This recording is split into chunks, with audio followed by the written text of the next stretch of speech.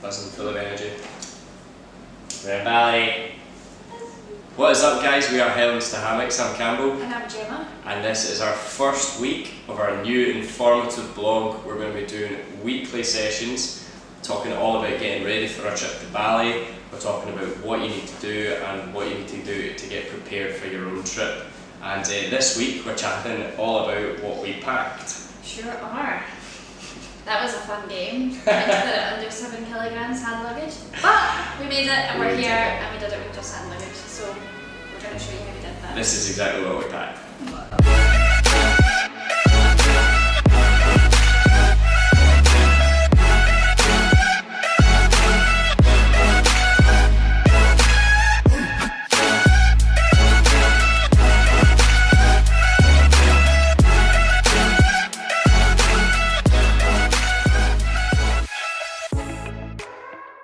So yeah, as Gemma said, we are in Bali for 2 months and we packed everything we need from just our hand luggage. They said it was under 7 kilograms. It wasn't. Like, we packed it up, it was possibly about 12. But using some tips and using some common sense, we managed to squeeze it through and get it through sneakily. So we made it. Nothing but hand luggage, and it's going to last us the entire time, and we'll show you exactly how we managed to do that. So when it's come to clothes, I packed one pair of sort of warmer clothes for the flight. That was just like a pair of gym leggings, a little cardigan, and I've got a waterproof jacket because the rain here in Bali, you're going to need one.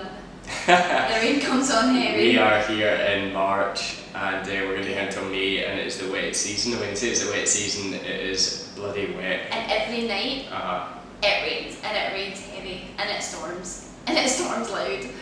So you're going to need some kind of waterproof jacket, yeah. Exactly. Gemma's brought a big thick one, I brought a little poncho thing. I think my choice was a bit better. I do. Because it's roasting hot, which brings us on to the next part.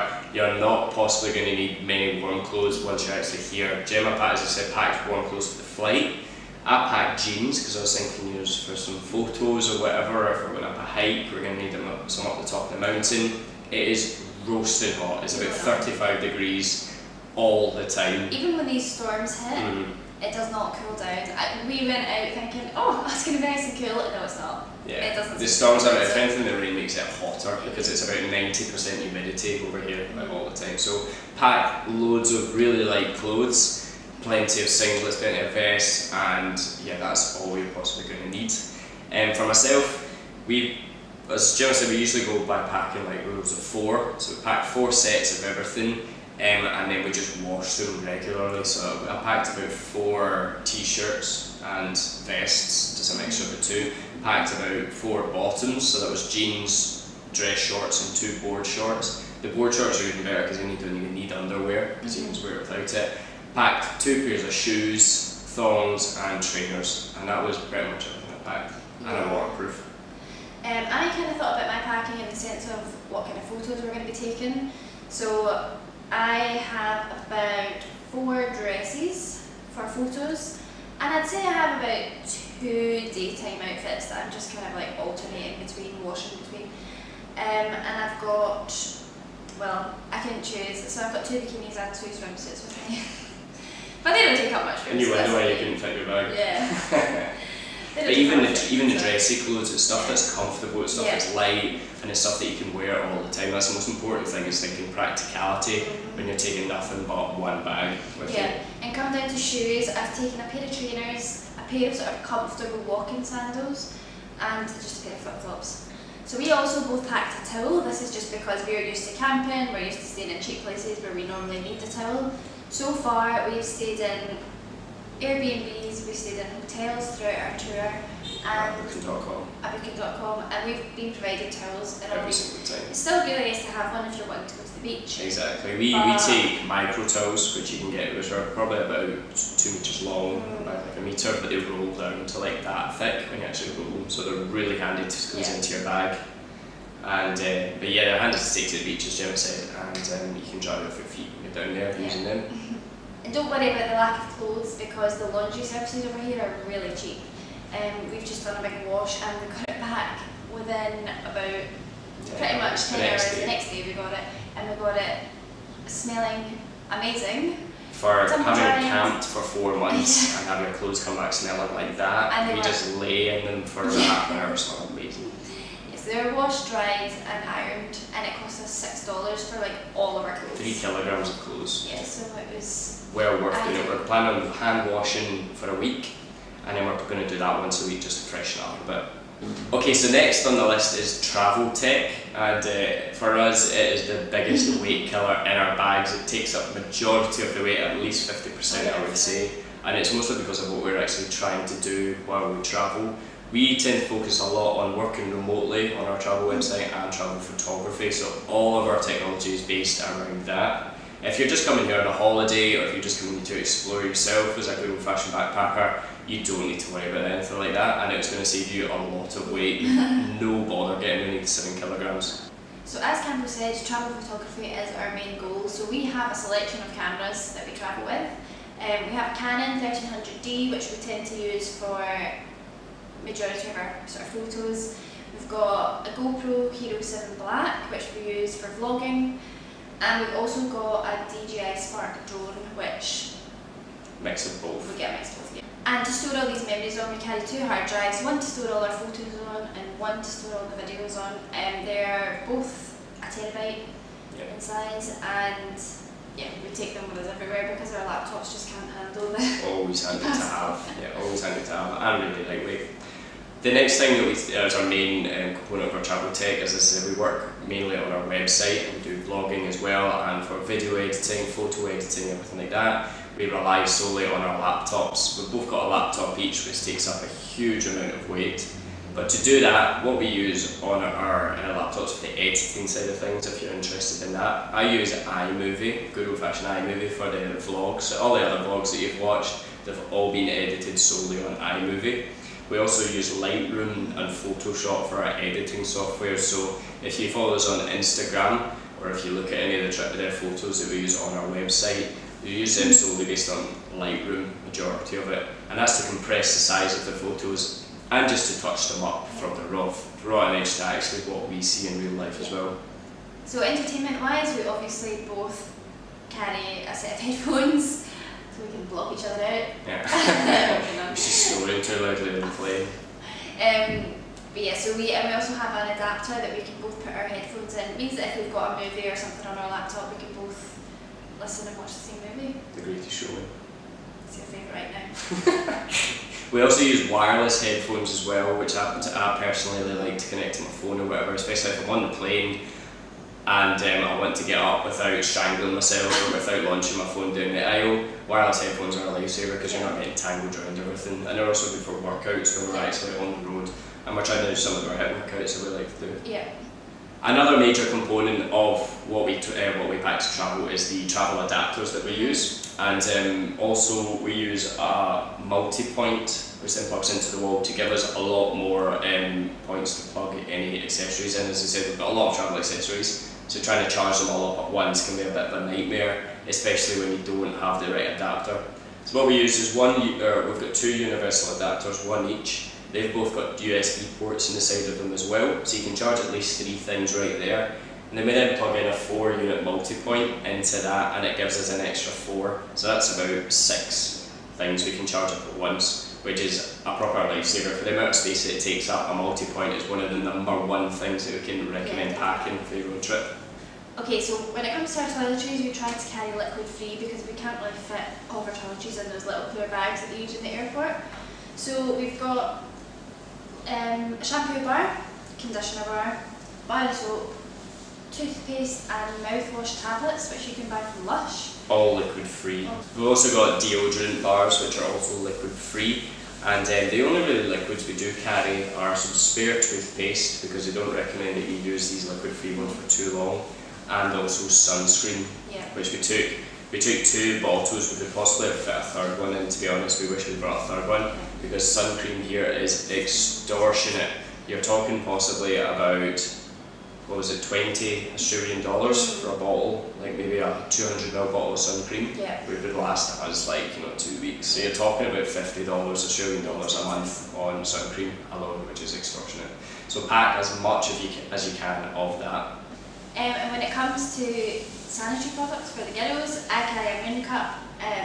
Takes up like little to no space in my bag at all, and I also have like a couple of reusable sanitary towels that I just carry with me too. Save the planet, cut down on the waste. And then speaking of cutting down on waste as well, we carry our own water bottles, which are water to go filtration bottles. They filter out 99.99% of all bacteria, viruses and all the other bad stuff in it. We've now been using it for about 2 weeks and we are still alive.